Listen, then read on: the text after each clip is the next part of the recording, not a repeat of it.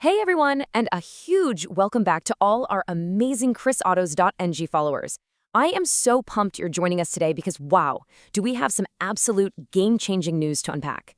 If you've been dreaming about a new ride, but you've been crunching the numbers and wondering, how on earth am I going to afford a car in this economy? Well, this explainer is literally made for you. Today, we're diving straight into the government's brand new 2026 fiscal policy measures. We're going to cut through the jargon, look strictly at the data, and show you exactly how these moves are designed to put cash back in your wallet and finally make that next vehicle purchase a reality. Let's get right into it. So, what does this all mean?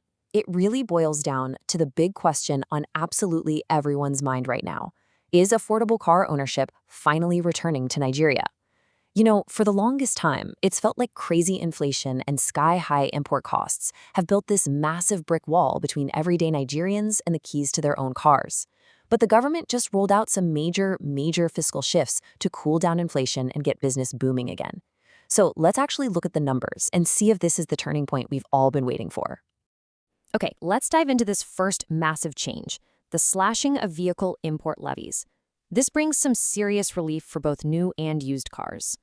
So this officially rolled out on July 1st, 2026, and honestly, the changes are pretty mind-blowing. Picture this. Under the old system, if you brought in a brand new vehicle, boom, you were hit with a 20% import levy. Well, that's just been chopped straight in half, down to 10%. But here is the real kicker for the vast majority of our Chris-autos.ng community. The levy on used vehicles, it plummeted from 15% down to just 5%. No joke. When you apply those percentages to the total cost of a car, we are talking about saving hundreds of thousands, maybe even millions of naira right there at the port. And it doesn't stop there. Let's move on to the second big win, a massive drop in customs duties that is essentially slashing the landing costs of these vehicles. Because see, the import levy was really only half the battle, right? The customs duty on fully built passenger vehicles used to sit at a back-breaking 70%. Seriously, 70%. But the government has taken an axe to that and chopped it all the way down to 40%. This move is explicitly designed to crush the landing cost, which is just the total price to get the vehicle into the port and cleared. And when that base cost drops this sharply, it creates a ripple effect. In theory, that savings flows straight down to the final price tag you see on the lot. So how does the market actually react to all this? Well, it creates some huge wins for both buyers and dealers across the board. I mean, policies and percentages are cool and all, but what does this actually look like on the ground? Well, if these port savings genuinely hit the showroom prices, the benefits are basically a win-win. First off, for you, the everyday Nigerians who've been saving up for months or even years for a first car, vehicles suddenly become vastly more accessible. And hey, it's not just a win for buyers. Think about the dealers. They've been struggling just to keep their businesses afloat with rising costs. Now, with lower operating costs, they can actually expect to move more metal.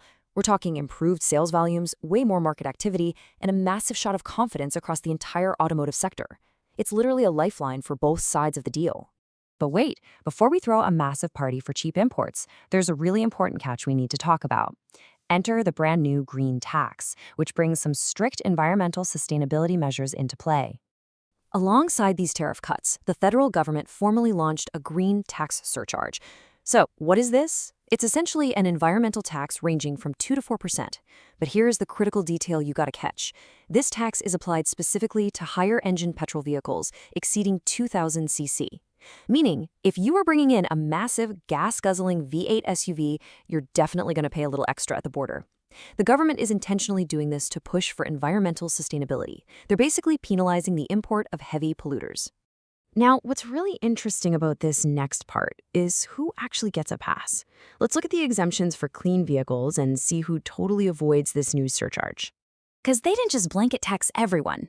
Electric vehicles, or EVs for example, they pay absolutely zero green tax. None. Mass transit buses are totally exempt too, which really reinforces the push for cleaner, much more affordable public transport. And honestly, the best news for the average daily commuter, small engine vehicles, anything below that 2,000 cc mark, are 100% exempt. So if you're importing a standard, fuel-efficient sedan or a nice little compact crossover, you get all the awesome benefits of those slash levies and customs duties without paying a single kobo of the new green tax. How great is that? Okay, let's zoom out for a second and look at the broader inflation-fighting strategy here, because this fits into a much bigger economic picture. See, these auto policies didn't just happen in a vacuum. They're a core part of President Bola Tinubu's wider response to rising global fuel prices, which were really triggered by the ongoing crisis in the Middle East. To put it in perspective, Dada Olusegun, the special assistant to the president on social media, stated that the administration approved these massive reductions to, quote, further reduce inflation, empower local businesses, and increase affordability for consumers. This perfectly frames the intent behind the policies first announced back in April 2026. The government clearly recognized that sky-high import costs were just choking the economy, and these cuts are the direct remedy to wrestle prices down. And the way they rolled this out was super deliberate. Step 1 was the initial announcement back in April 2026. But then came Step 2, which was a 90-day transition phase. Now, this was incredibly smart. Instead of just shocking the system overnight and causing total chaos at the ports, this 90-day buffer gave importers and markets the breathing room to actually adapt and adjust their spreadsheets smoothly. Then, finally, Step 3 hit, full implementation live on July 1st, 2026. And this brilliantly illustrates that it's not just cars getting cheaper. This fiscal package covers everyday essentials, too. Check this out.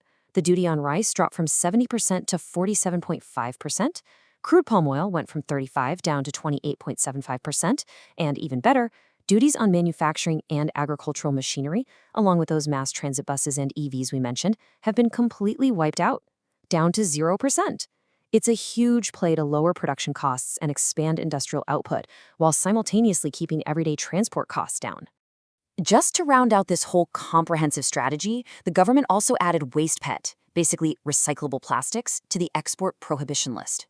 By keeping this waste right here at home, it's meant to boost our local recycling industry and really strengthen Nigeria's circular economy, making sure materials are actually reused instead of just tossed in a landfill.